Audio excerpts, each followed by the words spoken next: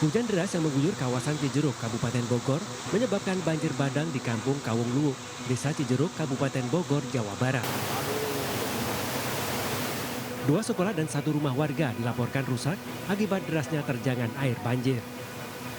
Menurut warga, air berasal dari Sungai Kawung Luwuk, meluap hingga masuk ke permukiman warga. Selain merendam sejumlah rumah warga, banjir juga merusak lahan pertanian. Tak hanya di Cijeruk, banjir juga menerjang kampung Cibogo, Desa Tugujaya, Kecamatan Cigombong, Kabupaten Bogor. Sejumlah rumah warga yang rumahnya terendam banjir setinggi hampir 1 meter terpaksa mengungsi ke lokasi yang lebih aman. Belum ada laporan korban jiwa dalam peristiwa tersebut. Kini tim BPBD Kecamatan Cijeruk tengah melakukan pendataan terhadap para korban.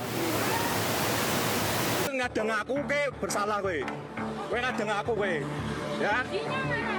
Pria pengendara motor ini merekam insiden yang dialaminya saat diadang sekelompok orang diduga begal berkedok penagih utang.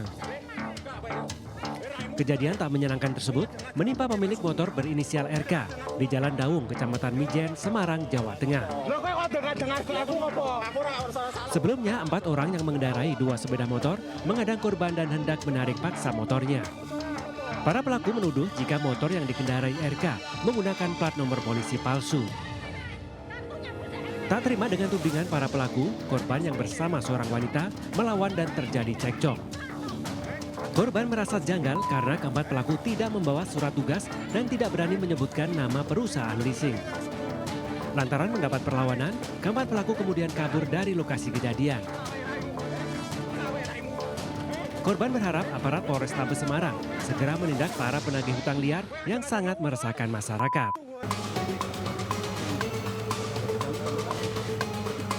Untuk menjaga ketertiban dan norma sosial di masyarakat selama bulan Ramadan, aparat Polresta Bandar Lampung menggelar razia ke sejumlah penginapan dan rumah kos di kawasan Kedamaian. Satu persatu kamar-kamar penginapan dan rumah kos yang sudah ditarget petugas tak luput dari pemeriksaan. Dan benar saja dugaan petugas di bulan suci yang seharusnya digunakan untuk lebih meningkatkan ibadah, ternyata banyak sekali pasangan mesum tanpa ikatan pernikahan sah kepergok berduaan di dalam kamar. Oh, saya kooperatif. Itu kooperatif nggak gini? Dalam razia ini sempat diwarnai keributan.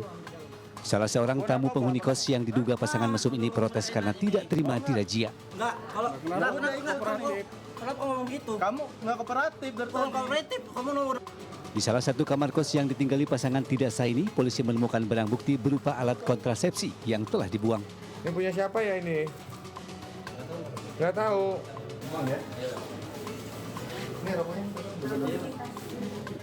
Sebanyak 11 pasangan mesum yang terjaring dalam razia ini dibawa ke Mapolresta Bandar Lampung untuk dilakukan pendataan dan pembinaan. Aparat Polresta Bandar Lampung berjanji akan mengencarkan razia penyakit masyarakat ini untuk menjaga situasi tetap aman dan kondusif selama bulan suci Ramadan. Dari Bandar Lampung, Andreas Afandi, iNews melaporkan. Pengadilan Tipikor Jakarta Pusat menggelar sidang perdana dengan terdakwa Sekjen PDIP Hasto Kristianto. Dalam sidang yang dipimpin oleh Hakim Ketua Rios Rahmanto bersama 2 hakim anggota Fajar Kusuma Aji dan Sigit Herman Binaji, surat dakwaan Hasto dibacakan Jaksa Penuntut Umum Wawan Yunarwanto. Hasto didakwa dalam 2 kasus, yakni dugaan merintangi penyidikan Harun Masiku dan dugaan suap terhadap Wahyu Setiawan saat menjabat sebagai komisioner KPU Republik Indonesia. Menanggapi dakwaan ini, kuasa hukum Hasto Kristianto menilai jaksa telah salah kaprah menetapkan pasal obstruction of justice dan menyampaikan keberatan dengan dakwaan jaksa penuntut umum. Pasal 21 ini kan obstruction of justice yang ranahnya mulai dari penyidikan, penuntutan, dan persidangan. Tetapi tadi ada peristiwa sebelum sprindik terbit, sebelum penyidikan dimulai, itu sudah dikategorikan sebagai obstruction of justice. Jadi ada tafsir yang salah kaprah terhadap pasal 21 Undang-Undang Tipikor ini. Sebelum memasuki persidangan, Hasto Kristianto sempat membacakan catatan tentang kasus yang dihadapinya. Hasto merasa menjadi korban kriminalisasi politik. Sikap saya tetap tidaklah berubah. Bahwa apa yang terjadi adalah suatu bentuk dari kriminalisasi hukum karena kepentingan kekuasaan di luarnya. Jadi saya adalah tahanan politik. Saya sudah membaca dengan cermat secermat-cermatnya terhadap surat dakwaan dan hampir semuanya merupakan suatu produk daur ulang. Jadi semua merupakan produk daur ulang terhadap suatu perkara yang sudah memiliki kekuatan hukum tetap atau inkrah. Begitu banyak manipulasi fakta-fakta hukum.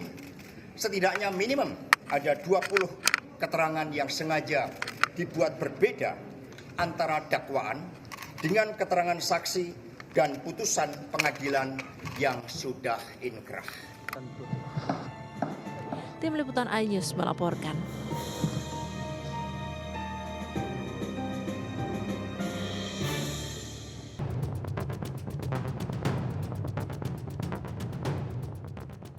Seorang Kapolres dicopot dari jabatannya dan jadi tersangka gara-gara melakukan kekerasan seksual pada anak di bawah umur. Inilah kasus yang menjerat AKBP Fajar Widya Dharma. Berikut kronologinya. AKBP Fajar melakukan pencabulan terhadap anak di bawah umur pada pertengahan tahun 2024 dan membagikan video pencabulannya ke situs porno Australia. Aksi kriminal yang dilakukan terdeteksi oleh otoritas Australia yang langsung menginformasikan temuan ini ke otoritas Indonesia. Setelah dilakukan penyelidikan, AKBP Fajar ditangkap dan dicopot dari jabatannya, namun hingga kini masih tercatat sebagai anggota Polri.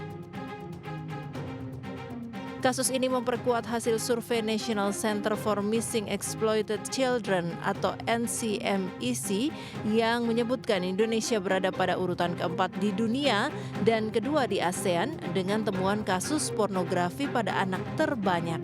Lantas bagaimana tanggapan masyarakat atas kasus ini? Kekerasan terhadap anak. Dan dia menjadi salah satu pelakunya. Itu ironis sih sebenarnya, apalagi di Indonesia ini. Ya kalau bisa dihukum seberat-beratnya ya, karena bayangin aja kalau misalnya kita masyarakat, apalagi anak kecil yang nggak bisa ngelawan gitu, apalagi diperjualbelikan kan yang saya dengar untuk kontennya juga, kalau bisa dicopot dan dihukum seberat-beratnya sih. Harusnya sih dihukum seberat-beratnya ya, soalnya kan itu bikin anak trauma juga. Kegeraman dan harapan hukuman berat yang disampaikan oleh masyarakat ini menjadi masuk akal karena selain melakukan kekerasan seksual pada anak di bawah umur, merekam aksinya dan menjual videonya ke situs porno, AKBP Fajar juga diketahui terlibat dengan narkoba jenis sabu. Masyarakat kini menanti kelanjutan kasus ini hingga tuntas memberi keadilan terutama bagi para korban. Dari Jakarta, Tim Liputan iNews melaporkan.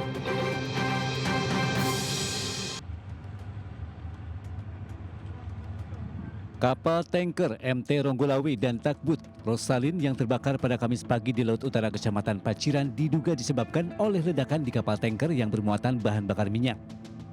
Aparat kepolisian Lamongan menyebut ledakan berlangsung 4 kali hingga menyebabkan kebakaran hebat. Awak kapal tanker MT Ronggolawe yang meledak dan terbakar berjumlah 11 orang.